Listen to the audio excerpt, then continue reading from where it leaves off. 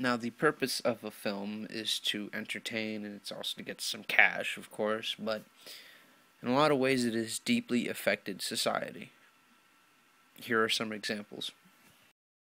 When you talk about social impact made by films, you can't help but think of 2001: A Space Odyssey. Released in 1968 and directed by Stanley Kubrick, this film sort of epitomized the late 60s and their ideals, exploring the vast unknown in space and trying to really discover a relationship with our technology that was developing at the time. No, we didn't all develop a relationship like Hal did in the film, but it was concern for a lot of people at that time. And I guess it was shown in 2001: A Space Odyssey.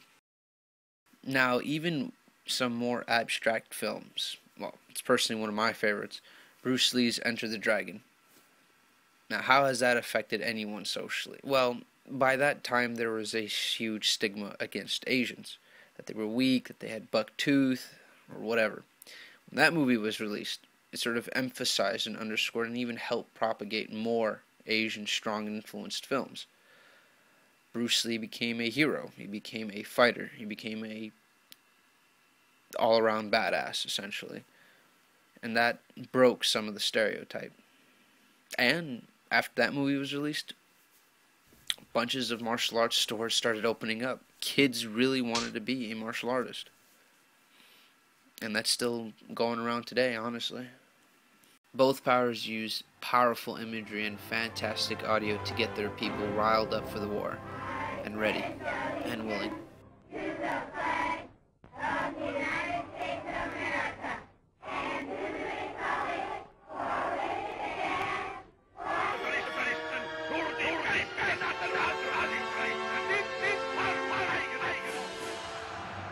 The triumph of the will made Hitler look like a god. Star Wars came out in 1977, made by George Lucas. A lot of it now has been kind of really crappy, obviously, but that's not the point here. Reagan made a speech about it once in his defense policies, and it was to try to sort of explain his new initiative about focusing on strategic defense mechanisms to try and counter nuclear warfare. A lot of it was based totally on unrealistic terms, but the fact that he used that film specifically to try and define his ideologies in a simpler way goes to show how much that affected society at that point, at least on the political stages.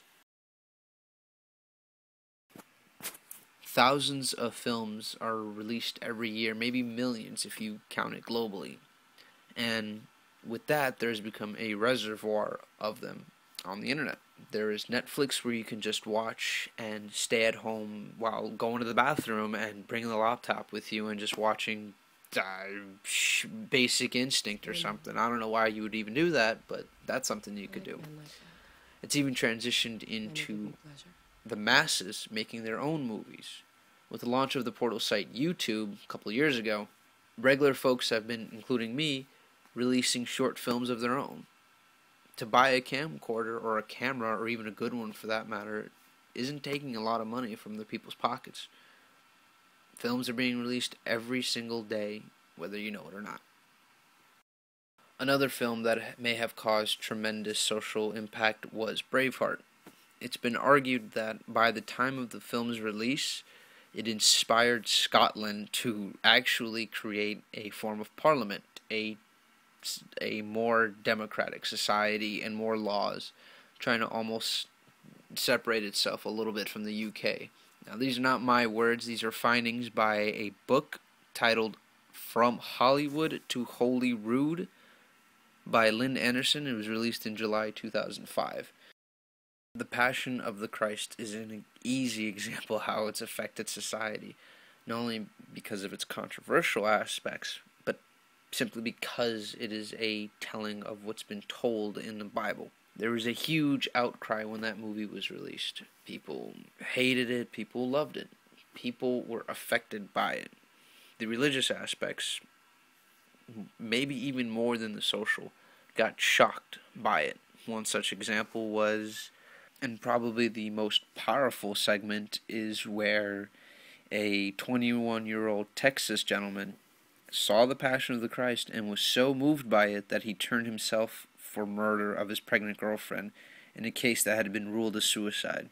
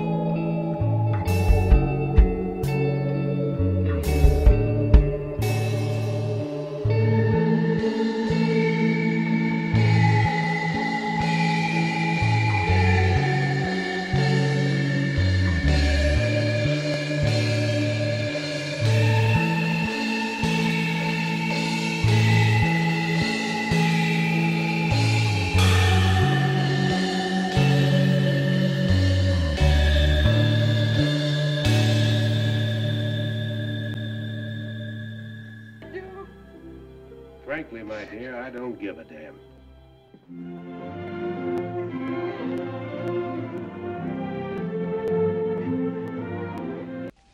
Yippee-ki-yay, motherfucker.